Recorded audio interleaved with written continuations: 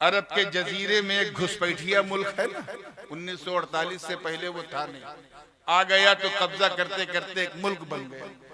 उसने सबसे पहले आते क्या किया, अरब को गैर अरब से लड़ाया। आज देखो उसको मजा मिल रहा, सारे एयरबेस उसने अरब में बना दी, मुसलमानों की जमीन से मुसलमानों को मार। ये क्यों संभव हुआ? क्योंकि आपस में इत्तेहाद नहीं था। नबी ने खुद न कोई अली की मिसाल दो।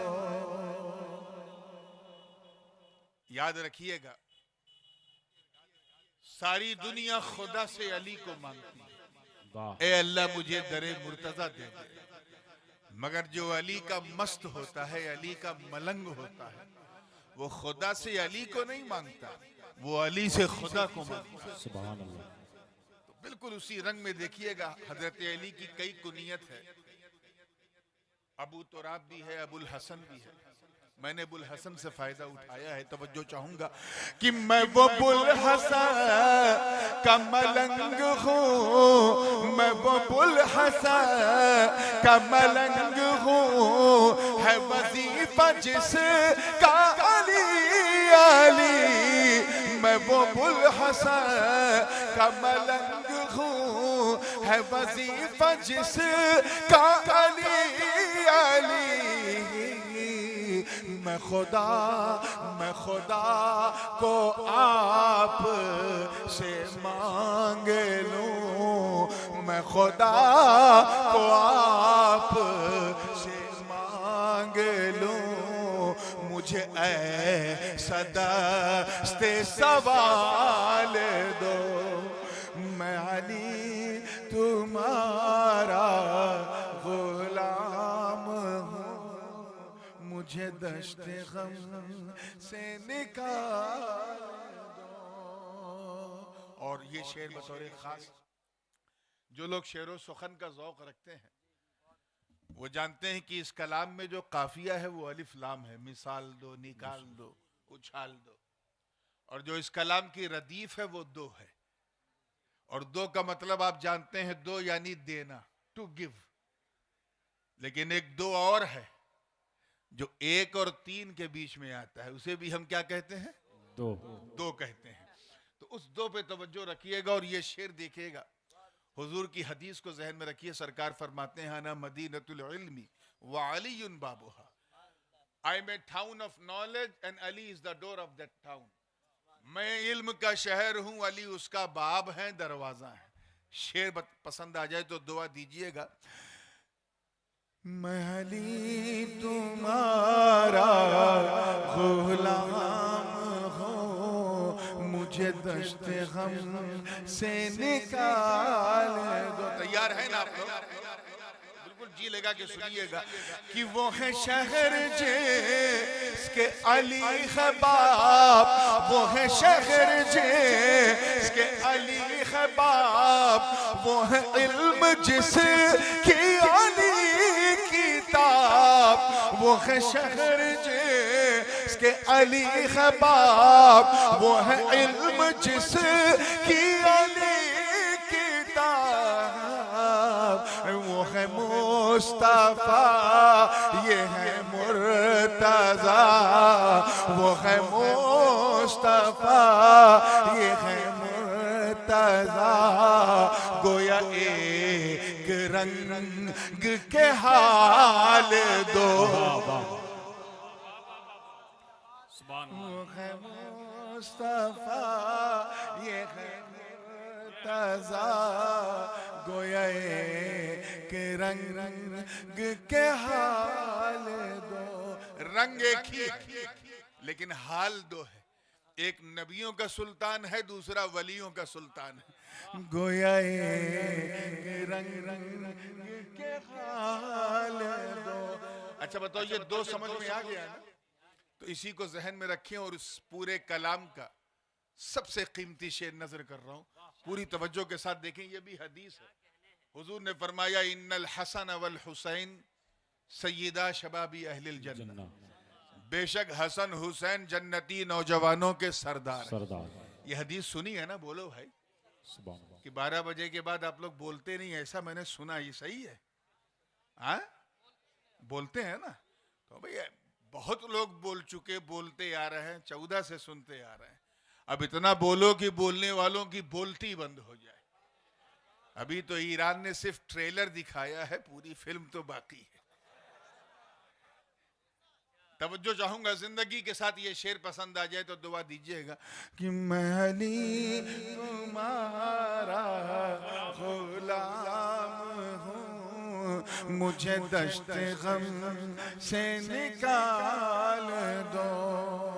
जिन्हें शाही खुल्द की है अता, जिन्हें शाही खुल्द की है अता, जो फजीलतों में है मासेवा, जिन्हें शाही खुल्द की है अता, जो फजीलतों में है मासेवा, जो शहीद इब्ने शहीद है, जो शहीद इब्ने शहीद है, वो फकत अली के है लाल दो। नारे तकबीर, नारे रिसालत, फैज़ाने इमाम हुसैन, शहजादे मौलाए कायनात, शहजादे हुजूर गाज़िए मिल्लत, हुजूर ताजुल उलमा, नारे हैदरी। जो शहीद इब्ने शहीद है, वो फकत अली के है लाल दो। मैं अली तुम्हारा गुलाम हूँ, मुझे दश्त गम से निकाल दो। और ये बात थोड़ा सा अकीदे की है, और ये इसलिए भी कहना है कि मैं सुना के जरा देखना चाहता हूं कि कौन क्या लेके आया है। क्योंकि शेर को सुन के जिसका चेहरा चमक जाए समझ जाओ अपना, वाह सुभान अल्लाह, और उतर जाए या लटक जाए या मुरझा जाए तो घबराना मत, समझ जाना अपना नहीं गलती से आ गया। तो शेर सुन के दाएं बाएं गर्दन घुमा के माहौल देख लेना कि आया है तो क्या लेकर आया है, अपनी जमात का कीना लाया है या मेरे आका का मदीना लाया। सुभान अल्लाह। एक पैगाम है और बड़ा कीमती शेर है बापू, तवज्जो चाहूंगा, देखिएगा। असीर कहते हैं कैदी को, कि जो असीर इश्क अली बना, जो असीर इश्क अली बना, बखुदा वो रब का वली बना। जो असीर इश्क अली बना, बखुदा वो रब का वली बना। ये वो राज है मेरे दोस्तों, ये वो राज है मेरे दोस्तों, जिसे दिल दिमाग में डाल दो। मैं अली तुम्हारा गुलाम हूँ, मुझे दश्त गम से निकाल दो। आखिरी यानी मक्ते का शेर है, तवज्जो के साथ, जिंदगी के साथ, और बिल्कुल खानकी रंग का है कि ये अली के रंग की है तरंग, ये अली के रंग की है तरंग, जो हर एक वली के रही है संग। ये अली के रंग की है तरंग, जो हर एक वली के रही है संग। न चढ़ेगा नूर पे कोई रंग, न चढ़ेगा नूर पे कोई रंग, उसे अपने रंग में ढाल दो। मैं अली तुम्हारा गुलाम हूँ,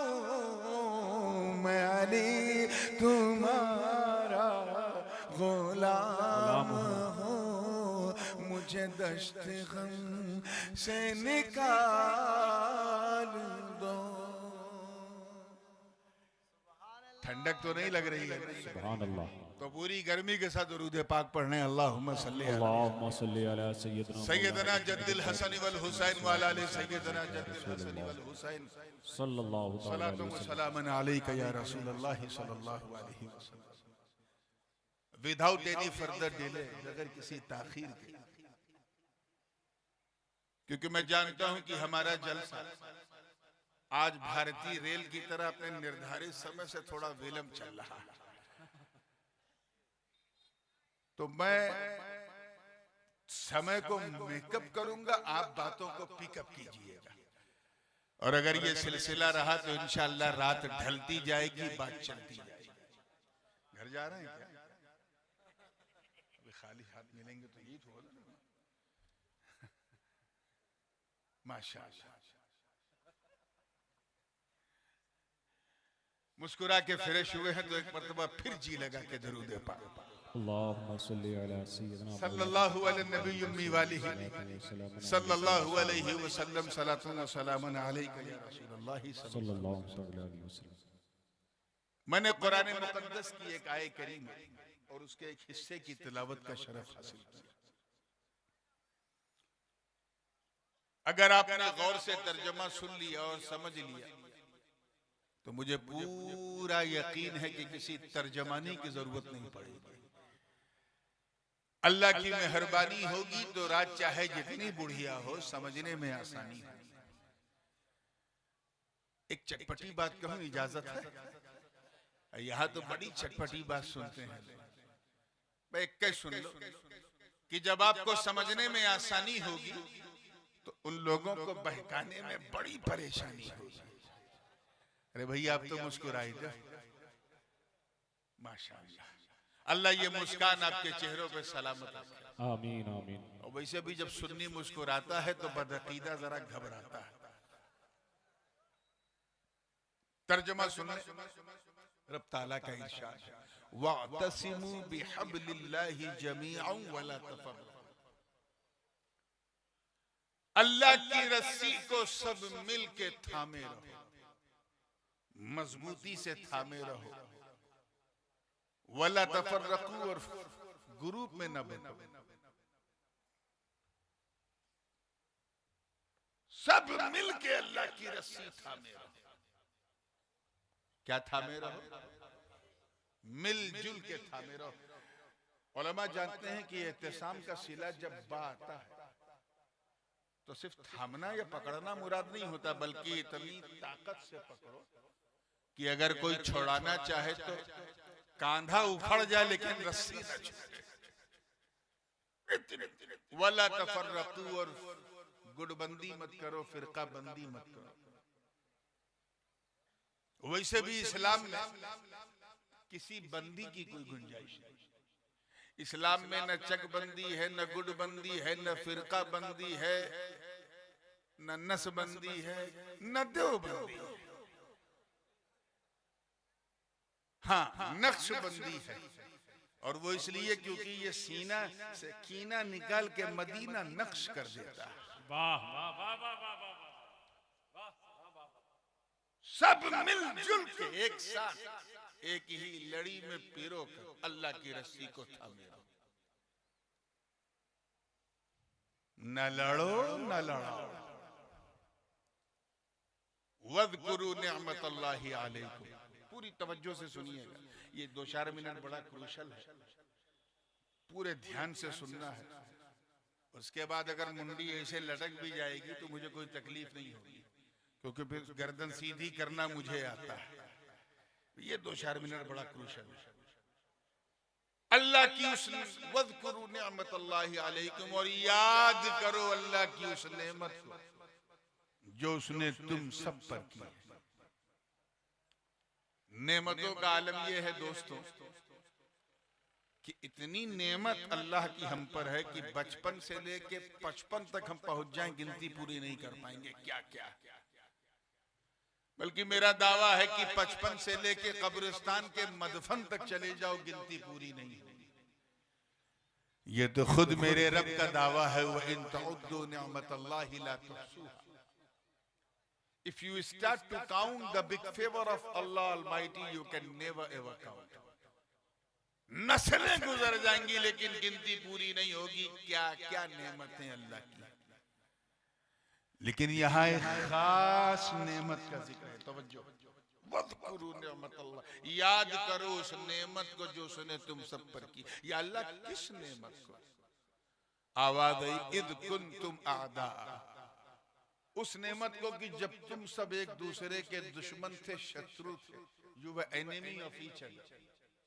हर बड़ी मछली छोटी मछली को चबाती थी, हर अमीर गरीब को दबाता था। ऐसे दौर में फ़अल्लफ़ बैन क़ुलूबिकुम, अल्लाह ने तुम सबके दिलों में मोहब्बत और प्यार अता किया। और जोर से कह दो यार। फिर रिजल्ट क्या निकला, परिणाम फ़अस्बहतुम बिनिअमतिही इख़वाना। फिर वो दिन भी आया कि तुम सब उस नेमत के जरिए एक दूसरे के भाई बन गए। ये कितना बड़ा एहसान है कि कल के दुश्मन आपस में भाई हो। मगर ये तब संभव हुआ जब सबने मिलकर अल्लाह की रस्सी को थामा। अच्छा एक बात बताओ, ईमानदारी से आगे बढ़े पहले पूछी, अल्लाह की रस्सी थामे देखे हो? बोलो। तो जब देखे नहीं तो थमी हो गाओ भाई। अगर किसी ने ये दावा किया कि मैंने देखा भी है थामा भी है, तो वो मुट्ठी मानो जिसमें रस्सियां फिट है, और मुट्ठी माना तो फिर वो हाथ मानो जिसमें मुट्ठी फिट है, हाथ माना तो कांधा मानो जिसमें हथवा फिट है, कांधा माना तो सीना मानो जिसमें कांधा फिट है, और सीना माना तो पूरा शरीर मानो जिसपे सीना टीका है। चले थे खुदा मानने सनम तैयार हो। सीधी सी बात है कि जब हम अल्लाह को देख नहीं सकते तो उसकी रस्सी को कैसे देखें? है कि नहीं? बात समझ में आ रही कि नहीं? अल्लाह ताला ने हमें 5 इंद्रियां दी है जिनके जरिए हम किसी चीज का इदराक करते हैं। जैसे ई रंग नीला है कि पीला है, देखा तो पता चला। ये आवाज मर्दी की है या औरत की, सुना तो पता चला। ये मह खुशबूदार है कि बदबूदार, सुगंध है कि दुर्गंध है, सूंघा तो पता चला। ये माइक ठंडा है कि गरम, कड़ा है कि मुलायम, पकड़ा तो पता चला, छुआ तो पता चला। और ये बिरयानी लखनऊ की है कि मुरादाबाद की है कि हैदराबाद की है या बिल्कुल बर्बाद की है, चखा तो पता चला। तो these are the 5 sources of knowledge to recognize the things. ये 5 इंद्रियां जो अल्लाह ने हमें दी हैं, इनके जरिए हम चीजों का इदराक करते हैं। एक चीज और है अक्ल, मगर उसको मैं छेड़ूंगा नहीं क्योंकि हमारे मदरसे में 1 बजे दिन में लोग नहीं समझ पाते ये मसला, आप 1 बजे रात में क्या समझेंगे, तो उसको साइड में रखिए। ये 5 इंद्रियां जिनके जरिए हम किसी चीज का इदराक करते हैं। तो जब हम अल्लाह को देख नहीं सकते, छू नहीं सकते, चख नहीं सकते, सूंघ नहीं सकते, सुन नहीं सकते, तो फिर उसकी रस्सी को कैसे थामे? कैसे थामे?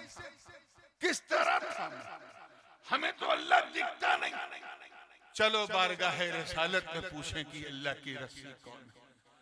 हजरत अब्दुल्लाह इब्ने अब्बास रज़ियल्लाहु ताला अन्हुमा ने अर्ज किया, आप पर मेरे माँ बाप कुर्बान है, ए अल्लाह के रसूल बताइए हमें अल्लाह की रस्सी थामने का हुक्म है, मगर वो अल्लाह की रस्सी है कौन? हबलुल्लाह कौन? तो कुर्बान जाओ मुस्तफा के अंदाज पर। आका फरमाते हैं वल्लदी नफ्सु मुहम्मदिन बियदी, कसम है मुझे रब की इज्जत जिसके कब्जे कुदरत में मेरी जान, अल्लाह की रस्सी कोई और नहीं। इन्नी हबलुल्लाही हबलुम ममदूदुम मिनल अर्दी इलस समा, अरे अल्लाह की रस्सी मैं हूँ जो जमीन से आसमान तक तनी हुई। सुभान अल्लाह, सुभान अल्लाह।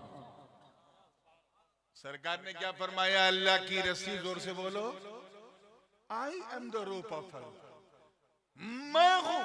मतलब गोया हुजूर ये फरमा रहे हैं लोगों, अल्लाह की रस्सी को थामना तो इधर उधर मत भटको, बस मेरी सुन्नत पे चलो, मुझ पे नाजिल होने वाले कुरान को थामो,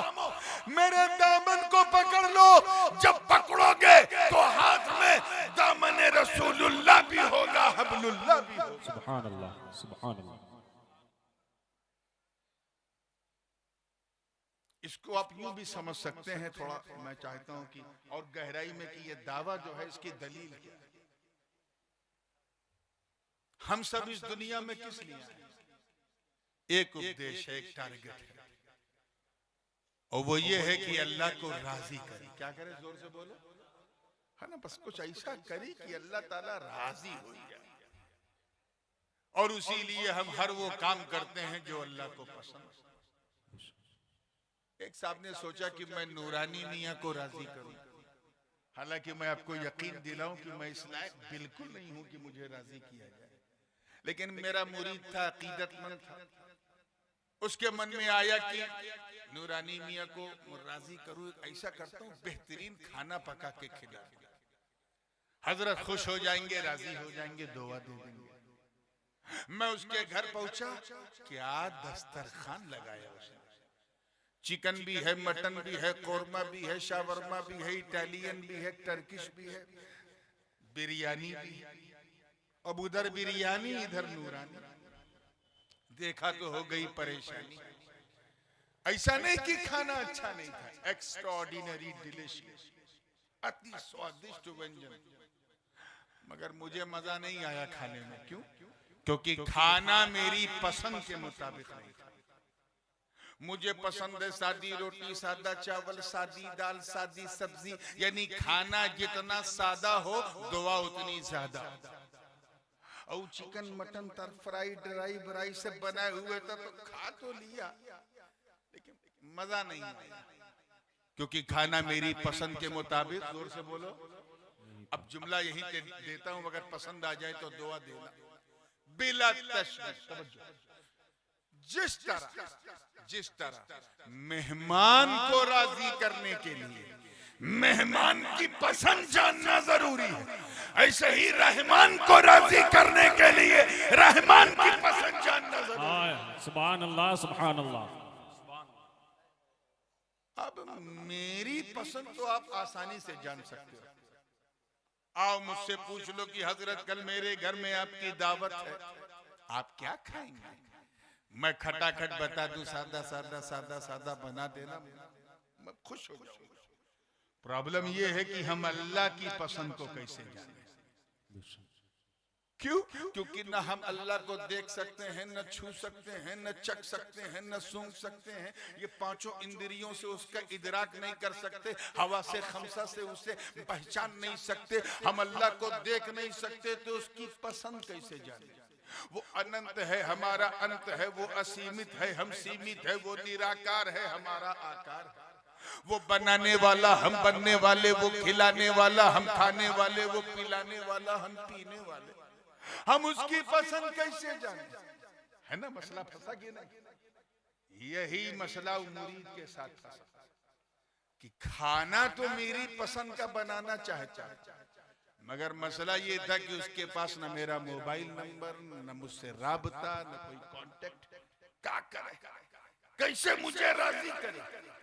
अचानक दिल में ख्याल आया, चलो ऐसा करते हैं, आइए शायर इस्लाम जनाब जुनैद बरकाती के पास चलते हैं। इन्होंने बहुत जलसे हजरत के साथ किए हैं, दौरे किए हैं, खूब किए हैं, इनको पता होगा हजरत को क्या पसंद है। मुरीद भागता हुआ जुनैद साहब के पास आया, कहा देखो हजरत की दावत है, हजरत को क्या पसंद है? मुझसे नहीं पूछा, जुनैद से पूछा, और इन्होंने ठका ठक वो बता दिया जो मुझे पसंद है। और जब मैं उसके घर पहुंचा तो सिर्फ अपने पसंद का खाना देखा। खाना था 2 रोटी, खा लिया 4 रोटी। क्यों? क्योंकि खाना मेरी पसंद का था। या अल्लाह, ये मेरी पसंद इसको पता कैसे चले? मुझसे तो इसने पूछा नहीं, तो मैंने पूछा कि भाई कैसे तुमने जाना कि मुझे ये पसंद है? उसने कहा हजरत आप तक तो मेरी पहुंच थी नहीं, तो मैंने उससे पूछा जो आपके करीब। इतने आसान लहजे में आपको सुन्नियत समझा रहा हूं। अब सुभान अल्लाह नहीं कहोगे तो कब कहोगे? मोटी मोटी किताब से सुन्नियत नहीं समझ में आएगी, एकदम आसान में। मैंने उससे पूछा जो आपके करीब है। क्यों? क्योंकि जो करीब होता है वो हबीब होता है, जो जितना करीब होता है वो उतना हबीब होता है। बिला तशबीह मेहमान की पसंद उसने बताया, जो मेहमान के करीब है। रहमान की पसंद उसने बताया, जो रहमान के करीब। सुभान अल्लाह। नारे तकबीर, नारे रिसालत, शहजादे हुजूर गाज़िए मिल्लत, नारे तकबीर, नारे रिसालत। और जो रहमान के करीब है वही तो हम सबके हबीब हैं, यानी अहमद मुस्तफा मोहम्मद मुस्तफा रूही फिदा हो सल्लल्लाहु ने समझाया, अल्लाह को राजी करना है तो अपने हिसाब से मत राजी करो। अल्लाह को नहीं पसंद है अपनी पूजा पद्धति का अनुसरण मत करो, अल्लाह को नहीं पसंद है अपनी मान्यताओं को फॉलो मत करो, अल्लाह को नहीं पसंद है अपने हिसाब से रिचुअल्स मत बनाओ, अल्लाह को नहीं पसंद है। अल्लाह को राजी करना है तो शराब मत पियो, अल्लाह को नहीं पसंद है। झूठ मत बोलो, अल्लाह को नहीं पसंद है। ज़िना मत करो, अल्लाह को नहीं पसंद है। गीबत मत करो, अल्लाह को नहीं पसंद है। किसी का दिल मत तोड़ो, अल्लाह को नहीं पसंद है। यतीम का माल मत लूटो, अल्लाह को नहीं पसंद है। बेवा को बेसहारा मत करो, अल्लाह को नहीं पसंद है। अल्लाह को राजी करना है। आका ने फरमाया नमाज पढ़ो, अल्लाह को पसंद है। रोजा रखो, अल्लाह को पसंद है। हज करो, अल्लाह को पसंद है। ज़कात दो, अल्लाह को पसंद है। नेकियां करो, अल्लाह को पसंद है। खैरात करो, अल्लाह को पसंद है। मस्जिदें बनाओ, अल्लाह को पसंद है। मदरसे बनाओ, अल्लाह को पसंद है। खानकाहें बनाओ, अल्लाह को पसंद है। कुरान पढ़ो, अल्लाह को पसंद है। सलाम पढ़ो, अल्लाह को पसंद है। हुजूर ने फरमाया नमाज पढ़ो, क्या फरमाया? सल्लू, तवज्जो से सुनिएगा, सल्लू। लेकिन अपनी इच्छा से नहीं, अपनी मर्जी से नहीं, किसी गैर की कॉपी करके नहीं, पिछली उम्मतों की तरह नहीं, बल्कि आका ने फरमाया सल्लू कमा रअयतुमूनी उसल्ली। नमाज वैसे पढ़ो जैसे मुझे पढ़ता हुआ देखते हो। रोजा वैसे ही रखो जैसे मुझे रखता हुआ देखते हो। हज करना है तो फिर इधर उधर परिक्रमा मत करो, बल्कि तवाफ करो जैसे मैं करता हूँ। मिना में ठहरो, मुज़दलिफा अरफात में क़याम करो जैसे मैं करता हूँ। तवाफ़े काबा करो जैसे मैं करता हूँ। सफा मरवा की सई करो जैसे मैं करता हूँ। हुजूर फरमा रहे ऐसा करके तो देख। अरे जब तू करेगा तो मेरी सुन्नत भी अदा होगी, मौला की ये बात। सुभान अल्लाह, सुभान अल्लाह। इसीलिए हुजूर ही हब्लुल्लाह, दामने रसूलुल्लाह हाथ में आ जाए तो समझ जाओ अल्लाह की रस्सी। और याद रखना, हब्लुल्लाह थामने का मतलब, अल्लाह की रस्सी थामने का मतलब ये नहीं है कि नमाज भी पढ़ो जुआ भी खेलो, ज़कात भी दो सूद भी खाओ, बिल्कुल नहीं। हज भी करो सिनेमा में भी जाओ, बिल्कुल नहीं। रोजा भी रखो हराम भी खाओ, बिल्कुल नहीं। बल्कि ऐसे बन जाओ कि तुम्हें देखे कोई तो कहे वाह, जब बंदा ऐसा है तो मौला कैसा होगा। सुभान अल्लाह। जब उम्मती ऐसा तो इसका नबी कैसा होगा। अरे जब मुरीद ऐसा है तो इसका पीर कैसा होगा। बातें बहुत कुछ है इस हवाले से, लेकिन मैं आगे बढ़ रहा हूं। थोड़ा सा मैं इस आयत का एक पसे मंजर भी बता दूं, ताकि जो कनेक्शन है इस मजमून का उससे वो आपको समझ में आ जाए। तैयार है ना आप लोग? नींद तो नहीं आ रही है? माशाअल्लाह। आइए पूरी तवज्जो के साथ ईमानदारी से बताइएगा, अगर आपके गांव में मनियारपुर, अगर आपके गांव मनियारपुर में कोई शख्स लक्षद्वीप से या पौंडुचेरी से या अंडोमान वगैरह से आए, यहाँ बसे, अपनी दुकान खोले, बिजनेस शुरू करे और एक साल में करोड़पति हो जाए, तो आपके मन में थोड़ा सा आएगा यार ये क्या, ये बाहर से आया, एक साल ठहरा, एक साल में करोड़पति, और हम यहीं पैदा हुए, यहीं जवान हुए, यहीं शादी किया, हम सिर्फ पति हैं, करोड़पति। ये आपके मन में क्यों आया ये ख्याल? ये इसलिए कि जो करोड़पति हुआ वो परदेसी है। क्या है? परदेसी। ये एक हमारी मानसिकता है कि बाहरी अगर आई के कुछ करे तो हमें उलझन होती है। अपने गांव का कोई आदमी खरबपति हो जाए कोई तकलीफ की बात नहीं, लेकिन बहरे से कोई आवे और कई साल में करोड़पति हो जाए सब गड़बड़ाई। इसी को कहते हैं इलाकाई तासुब। मगर मैं आपको यकीन दिलाता हूं मेरे नबी के मदीने में ऐसी कोई फीलिंग नहीं। आए क्या माहौल था। महाजिरीन ने अपना मक्का छोड़ा तो अंसार ने अपने घरों के दरवाजे खोल दिए। सुभान। मोहब्बत की ऐसी ऐसी ऐसी लहर इस नील गगन ने भी नहीं देखी थी। मोहब्बत ऐसी कि लड़ाने वाले सर पटक पटक के मर गए, लेकिन अबू बकर को उबादा बिन सामिद से न लड़ा सके, किसी अंसारी को मुहाजिर से न लड़ा सके। और कुछ लोगों के पेट में सिर्फ इसीलिए दर्द होता है कि लोग इतना खुश क्यों हैं, आपस में लड़ते क्यों नहीं। उन्हें भी पता है कि ये लड़ाएंगे तभी तो मजा करेंगे। देखो ना,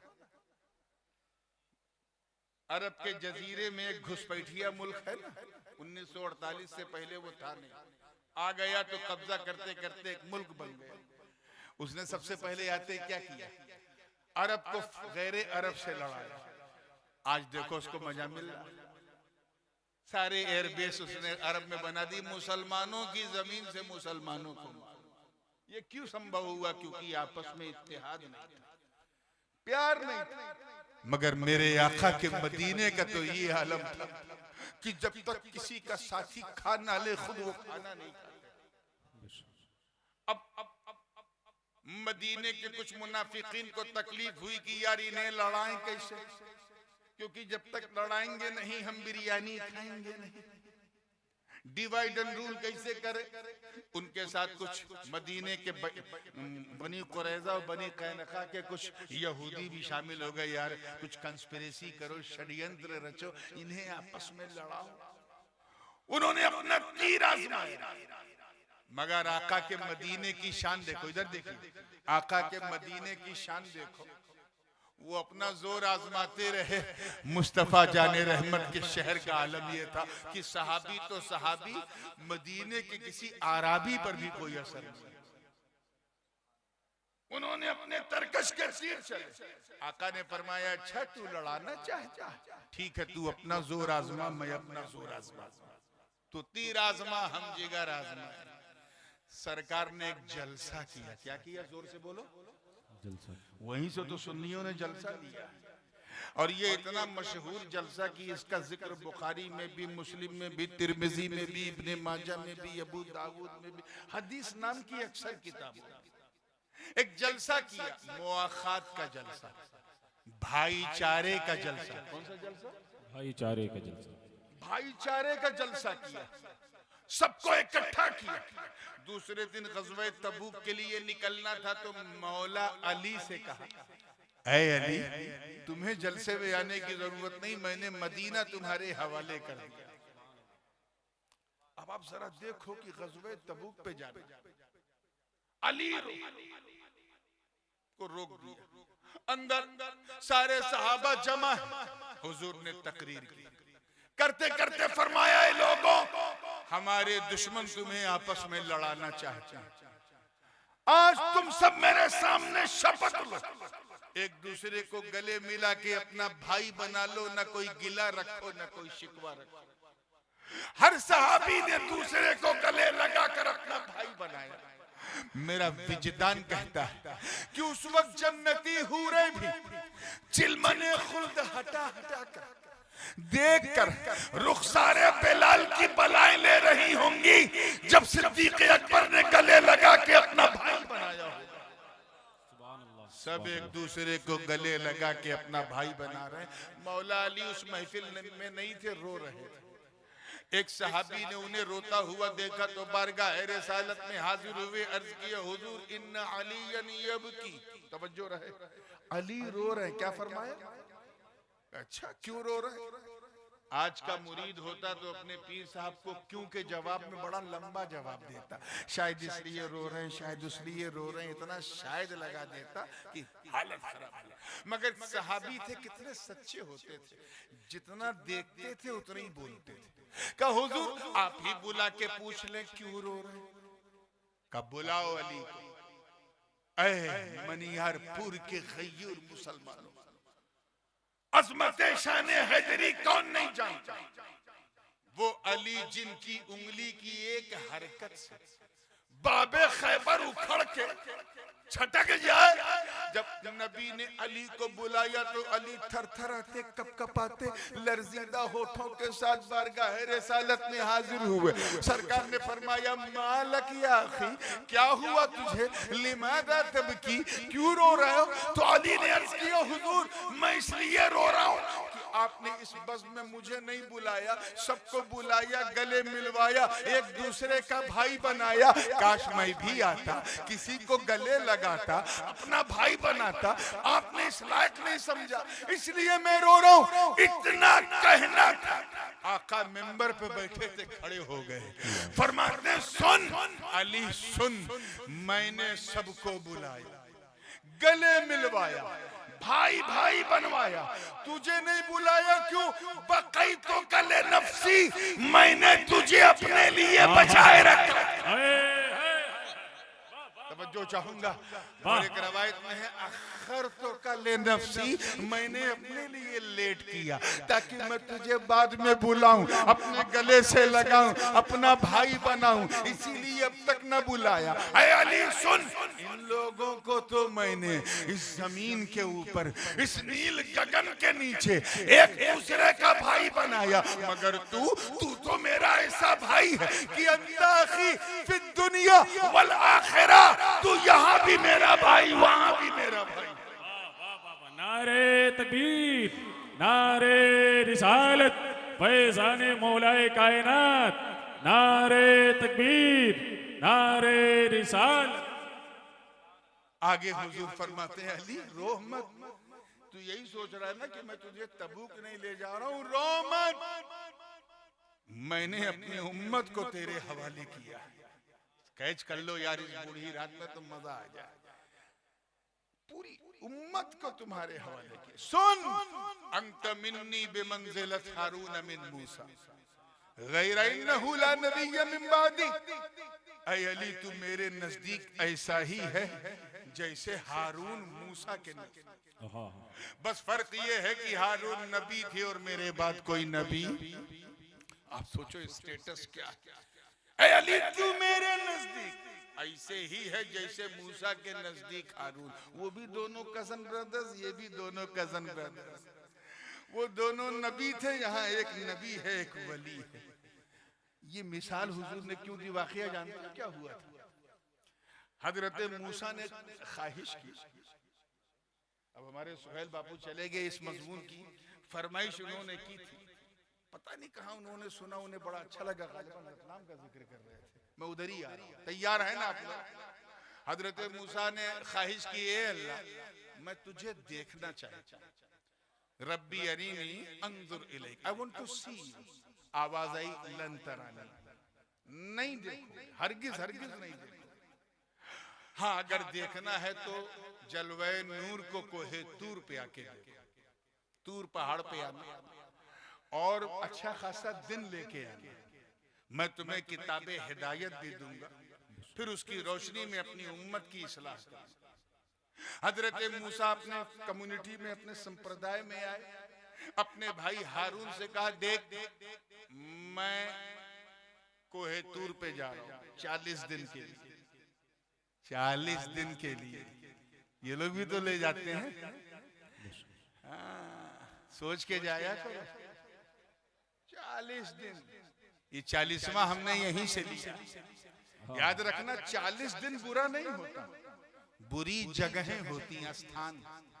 अगर मखदूम पाक के दरबार में 40 दिन के लिए जाओ तो कलंदर बन जाओ, और इनके इज्तिमा में जाओ तो बंदर बन जाओ। 40 दिन बुरा नहीं है। हजरत मूसा 40 दिन के लिए ववाअदना मूसा 30 लैलतन व अतममनाहा बिअशरिन फतम्म मीक़ातु रब्बिही 40 लैला, 40 रात 40 दिन चले। और जाने से पहले अपने भाई हारून से कहा कि देख, अभी मैंने अब तक अपनी उम्मत को जितना सिखाया है, समझाया है, बताया है, बस उस पर लोगों को मजबूती से रखना, कुछ गड़बड़ न करें। जब मैं लौट करके आऊंगा तो मेरे हाथ में तौरात होगी, अल्लाह की किताब होगी, मैं उसकी रोशनी में फिर मसले बताऊंगा। हजरत हारून ने अर्ज किया, भैया आप जाएं, मैं देखता हूं। इधर इब्लीस टकटकी मार के देख रहा था, शैतानवा, और अंदर अंदर से यही कह रहा था कि मूसा हटें तो हम डटें। आज भी उसके शागिर्दों का यही हाल है। हमारे उलमा जब गांव में आते ही भाग जाते हैं, और जैसे उलमा जाते हैं फौरन लौट आते हैं। ये उसी से सीखा। इब्लीस जादूगर का रूप धारण किया सामिरी का। जैसे ही मूसा कलीमुल्लाह हटे, वो कम्युनिटी के अंदर गए, और सिर्फ 40 दिन, कई दिन जोर से बोलो, सिर्फ 40 दिन के अंदर पूरी कौम को उसने गुमराह कर दिया। अपने तरकश के ऐसे ऐसे तीर उसने चलाए कि जो कौम ला इलाहा इल्लल्लाह मूसा कलीमुल्लाह कलमा पढ़ती थी, वो कौम शिर्क करने लगी।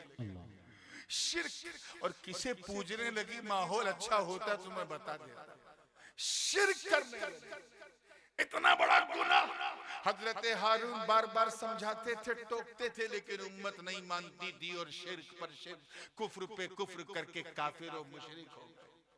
40 दिन बाद हजरत मूसा लौटे, तो जब शिर्क करते अपनी उम्मत को देखा तो जलाल में आए। फलम्मा रजअ मूसा इला कौमिही गद्बान आसिफा, जलाल में आए। हजरत हारून की दाढ़ी पकड़ी, कॉलर पकड़ा, तमाचा लगाया, डांटा, फटकारा, जो बना किया, और यही अफसोस किया कि ऐ हारून, तुझसे मेरी उम्मत, मैंने अपनी उम्मत तेरे हवाले किया था। 40 दिन तक उम्मत संभली नहीं। अब यहीं से तुम अपना पैगाम ले लो, ऐ अहले सुन्नत व जमात। वो कौमे मूसा थी, तवज्जो रहे, जोर से बोलो, वो कौमे मूसा थी, बनी इस्राइल, जो 40 दिन अपने नबी की फुरकत न झेल सकी। और एक हम हैं कि नबी ने अली के हाथ में उम्मत को सौंपा, तो 1400 बरस गुजर गए। कोई गौसे आजम बन के चमका, कोई गरीब नवाज बन के चमका, कोई दाता लाहौरी बन के चमका, कोई ख्वाजा अजमेरी, कोई महबूब इलाही, कोई अली अहमद साबिर, कोई मखदूम समनानी, कोई ख्वाजा बंदा नवाज, कोई शाह बरकतुल्लाह महरवी, कोई बदिउद्दीन जिंदा मदार, तो कोई इमाम अहले सुन्नत आला हजरत फाजिल बरेलवी बन के चमका। नारे तकबीर, नारे रिसालत, फैज़ाने मखदूम अशरफ, मसलके आला हजरत। तो वही बात नबी अली से कह रहे हैं, अली रो मत, तू मेरा भाई है, यहाँ भी मेरा भाई, वहां भी मेरा भाई। अच्छा, बिल्कुल एक नर्सरी केजी के स्टैंडर्ड का, क्योंकि बात को बड़ी तेजी से फिनिशिंग मूव पे ले जाना, उसके बाद फिर इंशाल्लाह रात भी होगी और आगे कई नात भी होगी। तैयार है ना आप लोग? बिल्कुल तवज्जो के साथ देखिएगा, और अल्लाह करे ये बात हर बच्चे के समझ में आ जाए, एकदम नर्सरी केजी के स्टैंडर्ड का सवाल। ये बताओ, नबी और अली रिश्ता क्या है? भाई, कजन ब्रदर है, चचेरे भाई, दोनों के दादा हजरत अब्दुल मुत्तलिब। बोलो भाई, बोलो, वरना वो लोग आए होंगे कहीं, में सुन्नियों कुछ पता ही नहीं रहता। दोनों भाई क्या हैं? अच्छा, दोनों में बड़े भाई कौन, छोटे भाई कौन? हुजूर सल्लल्लाहु अलैहि वसल्लम बड़े भाई, मौला अली। और आसान सवाल, अली किसके छोटे भाई हैं? नबी के। किसके? नबी के। तो फिर नबी किसके बड़े भाई हुए? अब यहीं से आला हजरत की फिक्र पहुंचा रहा हूं। नबी अली के बड़े भाई। मौका मिले तो इन जाहिल जमातियों को समझाओ। 4 दिन चिल्ला क्या करके आते, कहते नबी हमारे बड़े भाई की तरह, बड़े भाई की तरह। इनसे कहो, मुल्ला जी, बड़ा भाई कहने का हक मेरे नबी ने अली के सिवा किसी को नहीं दिया। अरे यार, जब बड़ा भाई कहने का हक हजरत सिद्दीक को न मिला तो जमात के जिंदीक को मिलेगा। ये है सच्चाई मेरे दोस्त। आगे गोया उस दिन गले लगा अपना भाई बनाकर अपनी उम्मत को थमा कर गोया नबी ये पैगाम दे रहे हैं लोगों, अब जो अली का है वही मेरा है। जैसा कि मकामे गदीर खुम में कहा मन कुंत मौला फअलीयुन मौला, जो अली को प्यारा वो मुझे प्यारा, जो अली को कहे मौला वो उसका मैं भी मौला। ये पैगाम है कि अगर दामने मुर्तजा हाथ में आ जाए तो समझ जाओ ये अली का दामन नहीं, ये अल्लाह की रस्सी। Last but not the least, अब एक बात और भी अर्ज करता चलता, हजरत इमाम जाफर सादिक का नाम तो सुना होगा, ऐसे धीरे गर्दन नहीं। 22 रजब कूंडा कुछ याद आ रहा? अरे बोलो भाई। आपका नाम सादिक नहीं था, सिर्फ जाफर। सादिक यानी सत्यवादी, सच्चा। सादिक इसलिए कहते थे कि आप इतने सच्चे थे, इतने सच्चे थे कि अपने तो अपने दुश्मन भी कहते थे ये सच्चा बंदा। मैं सच्चाई की एक मिसाल दे दूं फिर आगे बढ़ता हूं। एक दिन हजरत इमाम जाफर सादिक हुजूर सल्लल्लाहु अलैहि वसल्लम की जाली के सामने खड़े होकर फातिहा पढ़ा, सलाम पेश कर। उस जमाने में ये तांबे और पीतल वाली सुनहरी ये जाली जो तुर्कियों ने बनाई ये नहीं थी, खजूर की टहनियों से जो बैरिकेटिंग की गई थी उसी के सामने खड़े सलाम पढ़ रहे थे। एक शख्स आया और उसने कहा हजरत अंदर कौन कौन है, यानी मजार में कौन है? तो इमाम जाफर सादिक ने कहा कि अंदर हुजूर सल्लल्लाहु अलैहि वसल्लम हैं और उनके दो साथी अबू बकर और उमर रज़ी अल्लाह। उसने कहा अच्छा हजरत ये बताइए कि हजरत अबू बकर सिद्दीक हुजूर के नजदीक कैसे थे? अब जब ये सवाल सुना तो उन्होंने उसको ऊपर से नीचे तक देखा, गोया नजर ही नजर में ये कह रहे हूं वो कैसे थे वो तो बताऊंगा, तू कैसा है वो समझ में आ रहा। तुझे यही जगह मिली थी सवाल करने की। अरे जहां हम लोग अपनी सांसों को रोककर हुजूर को सलाम पेश करते हैं और देर तक रुकते नहीं ताकि हमारी सांसों की आवाज से भी हुजूर के मिजाजे लतीफ को तकलीफ ना हो, वहां तुम मुझसे सवाल पूछ रहा है कैसे? आज के कोई मौलवी मौलाना होते तो बड़ा लंबा चौड़ा जवाब दे देते, हुजूर के नजदीक अबू बकर ऐसे थे वैसे थे, कभी साथ नहीं छोड़ा और ये किया वो किया, रात खत्म हो जाती, सिद्दीक अकबर की बात खत्म ना होती। मगर वो इमाम इब्ने इमाम लंबा चौड़ा जवाब नहीं दिया।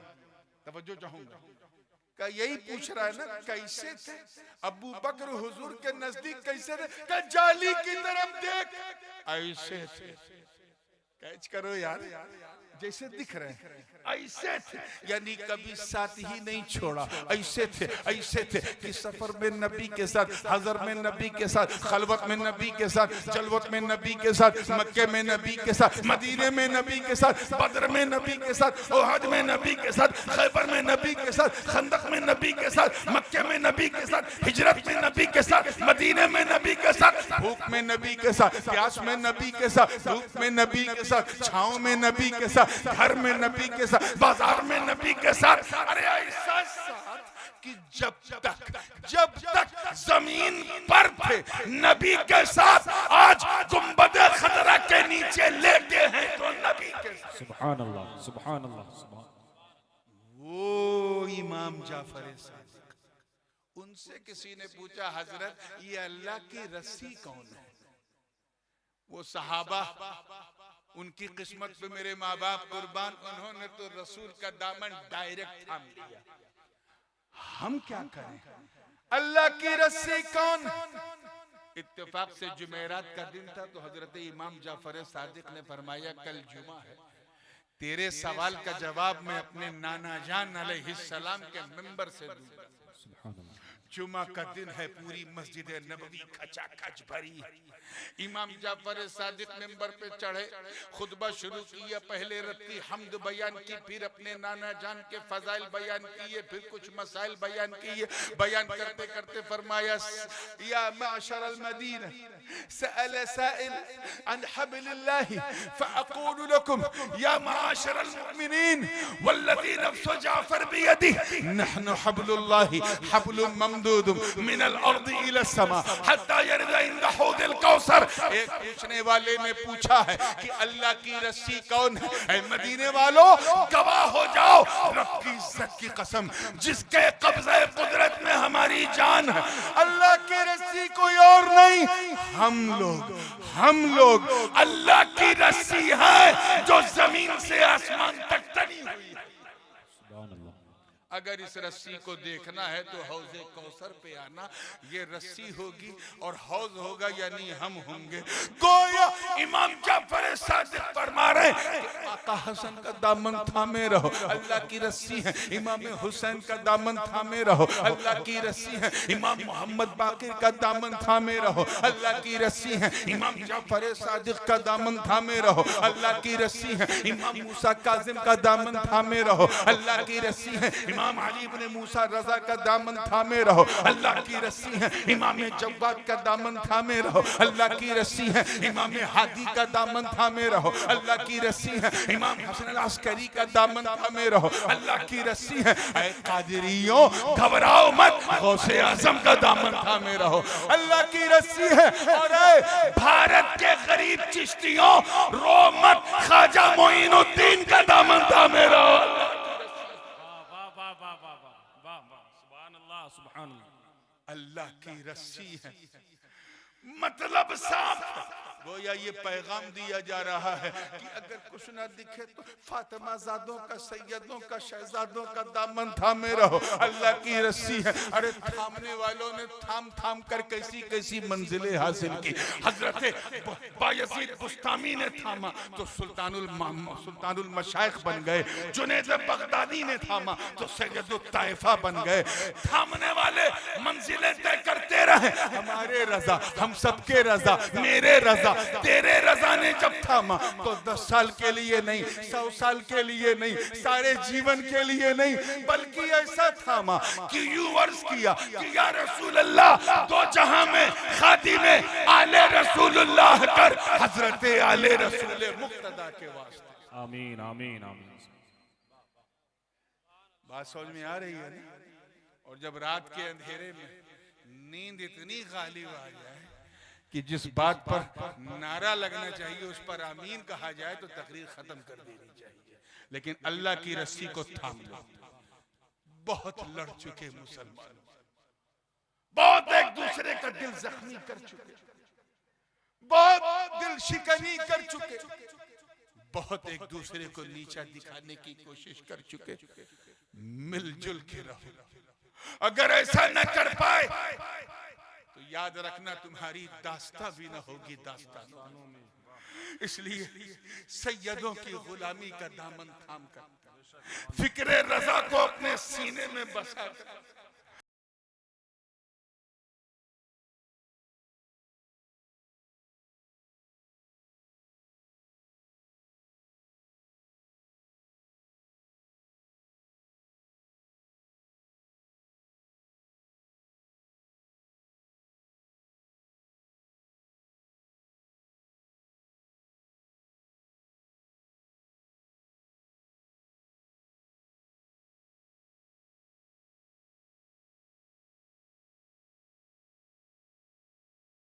कहने सुनने को मेरे दोस्तों बहुत कुछ था, बड़ी तफसील थी, लेकिन शायद आप लोगों को नहीं पता होगा, हमारे मेजबान को भी शायद नहीं पता था कि मेरा अभी 1 साल पहले ओपन हार्ट सर्जरी हुई, माइट्रल वॉल्व मेरा चेंज हुआ है, लेकिन उसके बावजूद अल्हम्दुलिल्लाह ये सैयदों ही का फज़ल, सुभान अल्लाह, कि बोलता हूँ, बस दुआ कीजिए मेरे हक में कि इसी तरह बोलता रहूं।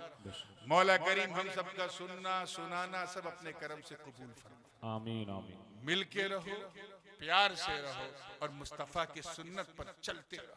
वाखिर दावाना अनिल हम्दुलिल्लाहि रब्बिल आलमीन। अस्सलामु अलैकुम व रहमतुल्लाहि व बरकातहू। सुबहान अल्लाह। पुश्तों से मैं नसीर हूँ मंगता हुसैन का,